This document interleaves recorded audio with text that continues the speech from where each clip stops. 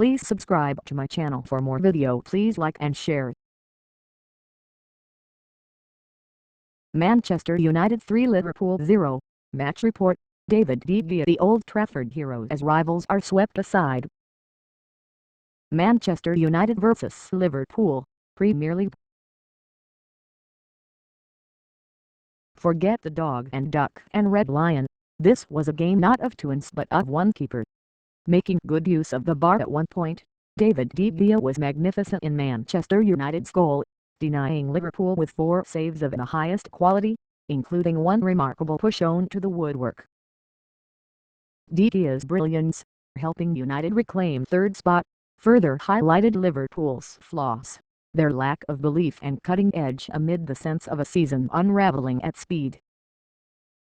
In Gareth Neville's tongue-in-cheek billing of this 163rd league meeting between the nation's most famous sides as a collision of pub teams, De Gea was landlord of all he surveyed, but Liverpool must not use the Spaniard's impersonation of the Sierra Nevada as an excuse.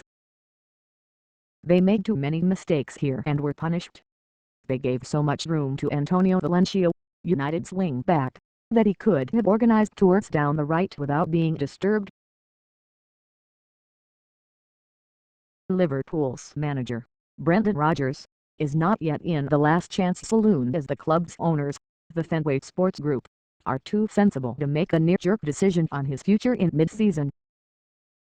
The Strangford end chanted "You're getting sacked" in the morning and the bookmakers cut his odds for the sack, but Rodgers will surely be allowed to see the season out, deserving some patience following last season's prominence. This is a time for the club to stand firm, to rally together, finding a tougher streak.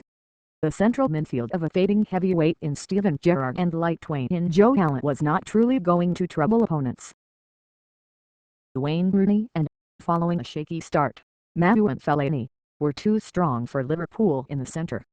Liverpool risked the accusation of becoming soft. They have nice players, not the robust winners of old.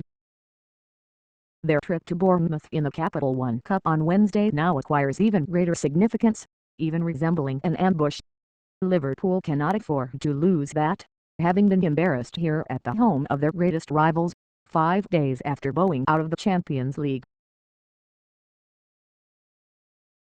United were hardly imperious, giving the ball away to the frustration of their manager, Louis van Gaal, who said that his first question at training next will be why.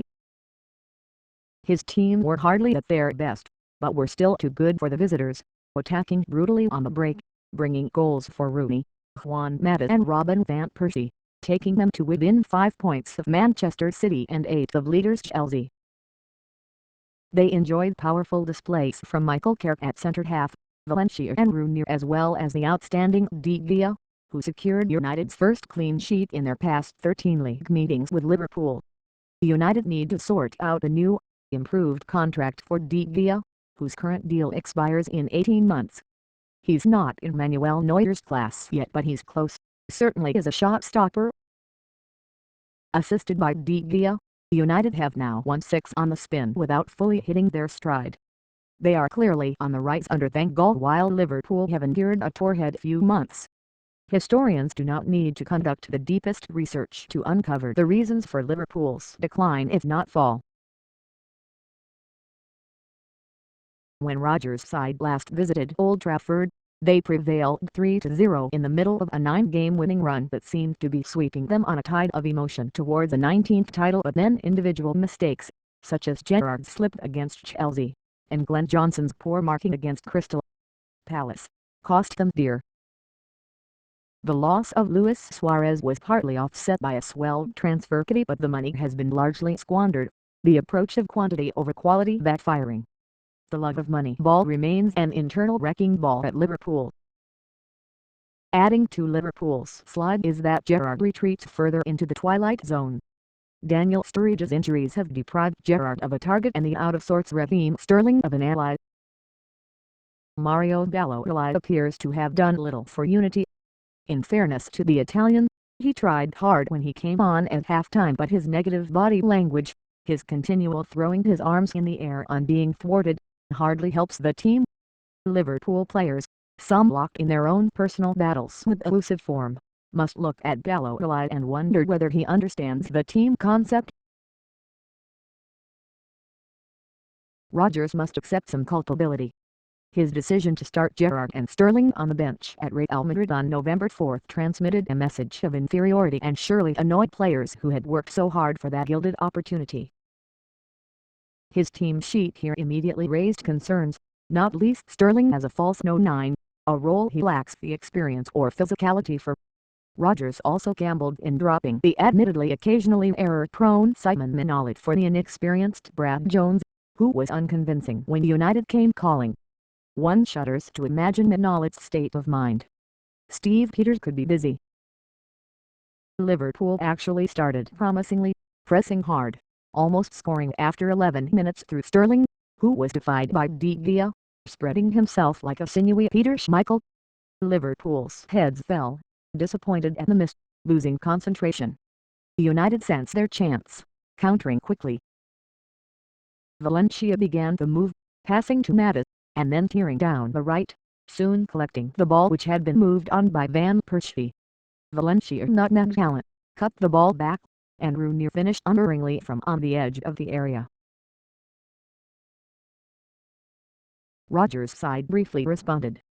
Sterling teed up Gerrard, whose shot was simple for De Gea. Sterling turned Phil Jones and brought a good save from De Gea at the near post. The bookings continued to wrap up, eventually totaling 7, in a match that was a walk on the mild side compared to previous fixtures. Carrick was performing with admirable composure at centre half, backheeling the ball away from Sterling to James Wilson to the hooting delight of the United fans. Their noise increased 5 minutes from the break. Ashley Young beat Jordan Henderson, and crossed from the left. The leaping Van Persie flicked the ball onto Mattis, who was in an offside position. Mike Mularkey, a veteran of Champions League and World Cup finals, clearly felt Van Persie had not touched the ball and kept his flag down as Mattis headed in mistake. As United celebrated, as social media devoured footage of the incident, Liverpool players did not appeal, did not vent any anger. They accepted the injustice, a worrying sign for Rodgers as he seeks fight in his players. He would also have every right to question his players' marking of Mattis too. As the halftime whistle went, the Manchester City legend Freddie Lee delivered a scathing verdict.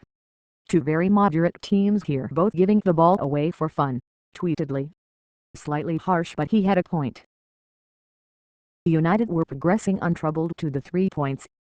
After De Gea frustrated Sterling in another one-on-one, and then pushed Balotelli's close-range strike onto the bar, United added a third in the 72nd minute, again from a breathtaking counter-attack, again exploiting the mistake. Johnny Evans started the move on the left, picking out Mata in the middle, and the little Spaniard wriggled forward before finding Rooney, whose cross was half cleared by Dudge and Lovren. Seizing on the loose ball, Mata coolly picked out Van Persie, whose left foot did the rest. The game briefly became Balotelli versus De Gea, with the Spaniard winning comfortably, making 2 more magnificent saves. United then began a long passing move amidst a series of OLE, sweet music for Van Gaal but a mocking sound for Rodgers.